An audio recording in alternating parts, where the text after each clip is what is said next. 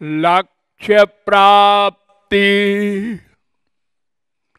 लक्ष्य प्राप्ति में है बाधा, लक्ष्य प्राप्ति में है बाधा, गोविंद राधे। लक्ष्य प्राप्ति में है बाधा, गोविंद राधे। मल विक्षेप आवरण बता दे, मल विक्षेप आवरण बता दे। लक्ष्य प्राप्ति में बाधा, गोविंद राधे। मल विक्षेप आवरण बता दे। लक्ष्य प्राप्ति में है बाधा, गोविंद राधे। मल विक्षेप आवरण बता दे। सवेरे एक दोहा बोला गया था कि भगवत प्राप्ति में 3 बाधाएं हैं, मल विक्षेप आवरण।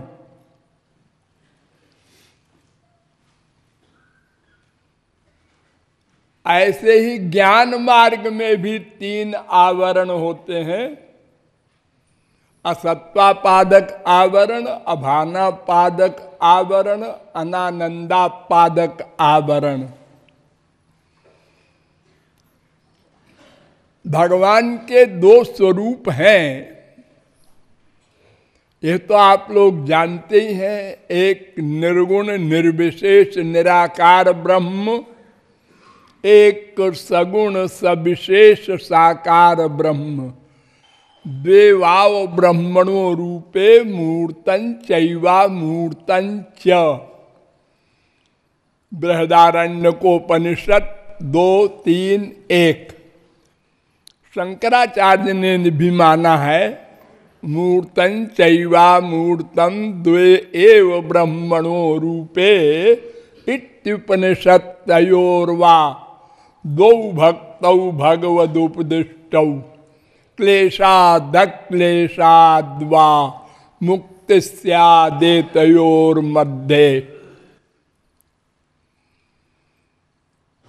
द्विविधम ही ब्रह्म अवगम्यते। शंकराचार्य ने कई जगहों पर माना है कि यहाँ 2 स्वरूप होता है ब्रह्म का। नारायणोपनिषद में भी माना गया है सगुण निर्गुण स्वरूपम ब्रह्मो, पहला मंत्र।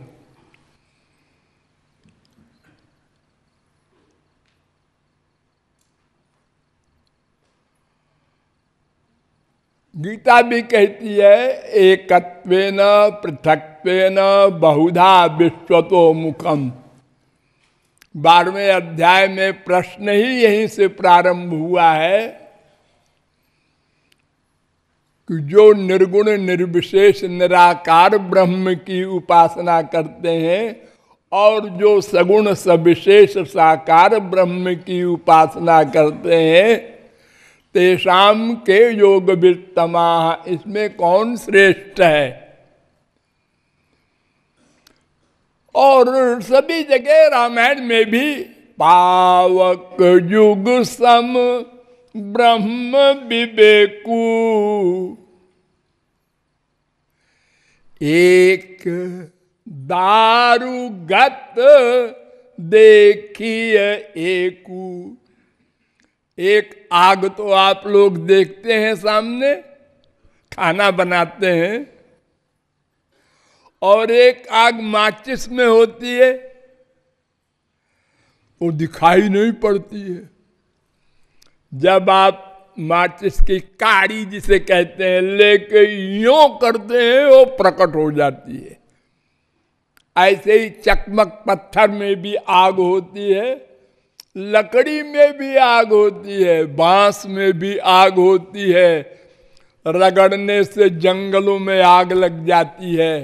अरणि मंथन से यज्ञ हुआ करते थे प्राचीन काल में। अरणि की लकड़ी मथ करके आग पैदा की जाती थी। तो दो प्रकार का ब्रह्म का स्वरूप है, व्यक्त अव्यक्त।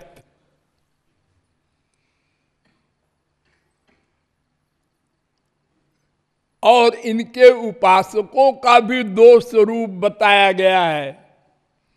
प्रवृत्तिर द्विविधा प्रोक्ता, मार्जारी चैव भानरी।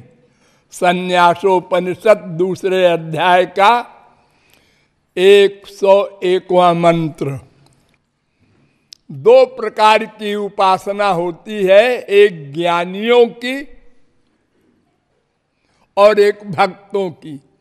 तो एक को मार्जारी कहते हैं, एक को बानरी कहते हैं। मार्जारी माने बिल्ली की, ये भक्तों की उपासना है। और बानरी ये ज्ञानियों की, बंदर की। बंदर का बच्चा बंदर को अपने आप पकड़ता है, बंदर नहीं पकड़ता अपने बच्चे को। वो जंप करता रहता है बंदर पेड़ों पर, उसका बच्चा उसको पकड़े रहता है जोर से मां को। और बिल्ली खुद नहीं कुछ करती है, उसकी मां उसको पकड़ के यहां वहां जहां तहां ले जाती है। तो ऐसे ही भक्त का योगक्षेम भगवान वहन करते हैं, और ज्ञानी अपने बल पर चलता है। उसका योगक्षेम भगवान नहीं वहन करते, क्योंकि ज्ञानियों का जो भगवान है वो अकर्ता है,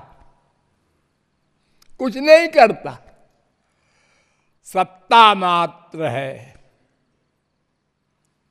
उसमें कोई शक्ति प्रकट होती ही नहीं है।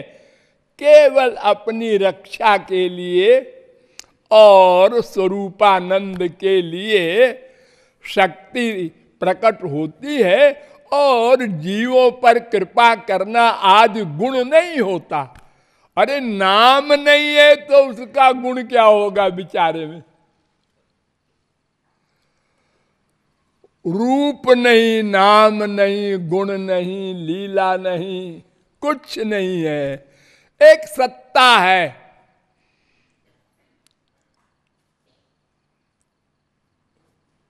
तो ज्ञानियों का भी वही तीन प्रकार का आवरण माना गया है।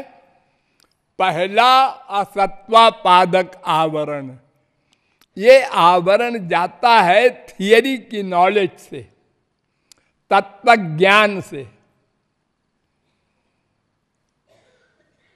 सब प्रकार का तत्व ज्ञान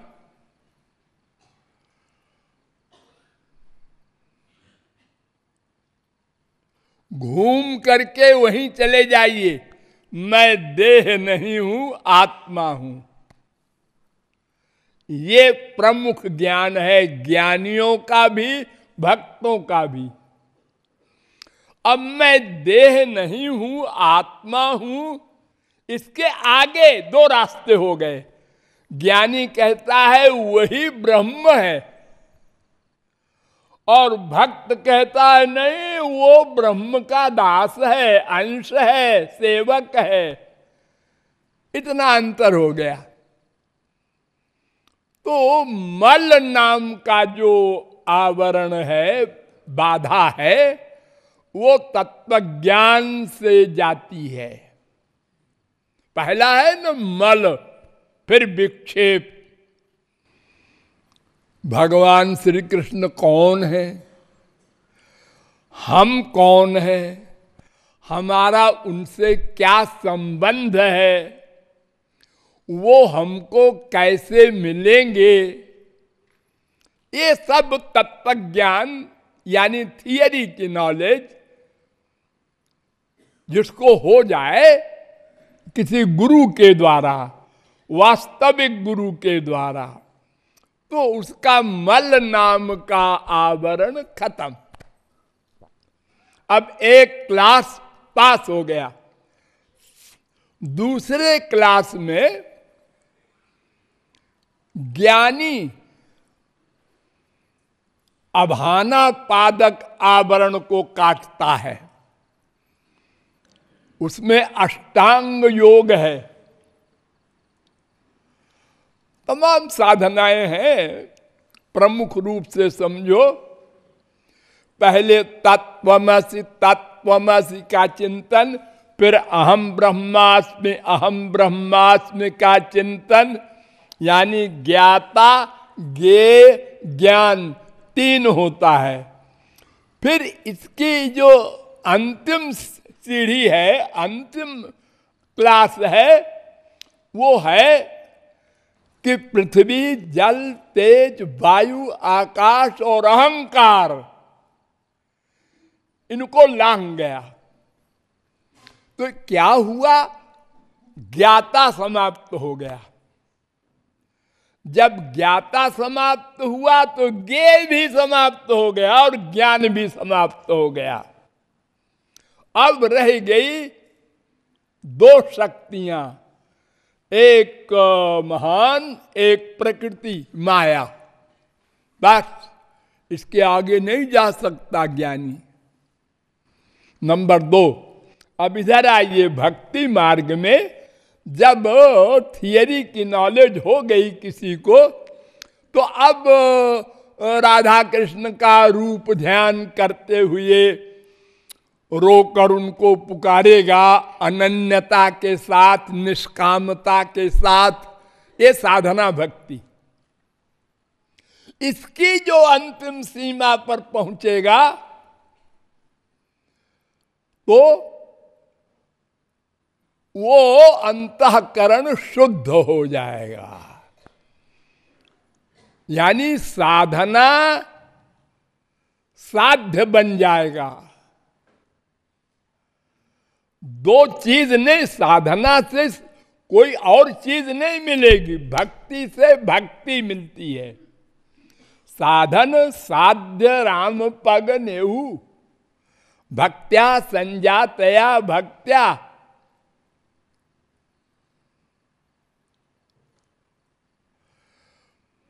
तो उस साधन भक्ति के द्वारा अंतःकरण को शुद्ध करेगा तो विक्षेप नाम की बाधा चली जाएगी। उसका अभाना पादक गया, इसका विक्षेप गया। नंबर 3 रह गया आवरण, भक्ति संबंधी। ये आवरण माया का है। अज्ञानेनावृतम ज्ञानम तेन मुह्यन्ति जन्तवः। ये माया का आवरण कोई जीव किसी भक्ति से नहीं मिटा सकता। ये माया का आवरण तो भगवत कृपा से मिटेगा। तो भगवत कृपा तब होगी जब साधन भक्ति के द्वारा विक्षेप नाम की बाधा को समाप्त करके हम भाव भक्ति पर पहुंचेंगे। तब भगवत कृपा से ये विद्या माया जाएगी, यानी साधना भक्ति से अविद्या माया गई, यानी तमोगुण रजोगुण गया, लेकिन सत्वगुण बचा। इसी को विद्या माया कहते हैं। तो ये साधना से नहीं जाती, ये सत्व रज गुण के जाने के बाद भगवान की एक पावर है, उसको कहते हैं शुद्ध सत्व। वो गुरु के द्वारा दी जाती है, वो विद्या माया को भगाती है। तब वो तीसरा आवरण जाता है, तब माया से मुक्ति और भगवत प्राप्ति और दिव्यानंद सब कुछ मिल जाता है। ऐसे ही जब वो अभाना पादक आवरण के नष्ट होने के बाद वो ज्ञानी श्री कृष्ण भक्ति करता है, तो श्री कृष्ण की कृपा से उसका अनानंदा पादक आवरण जाता है और फिर वो ब्रह्म ज्ञान प्राप्त करता है। इसके पहले तो आत्मज्ञान तक ही उसके पास था ज्ञान या लाभ या प्राप्ति। ये मल विक्षेप आवरण का रहस्य है। Thank you.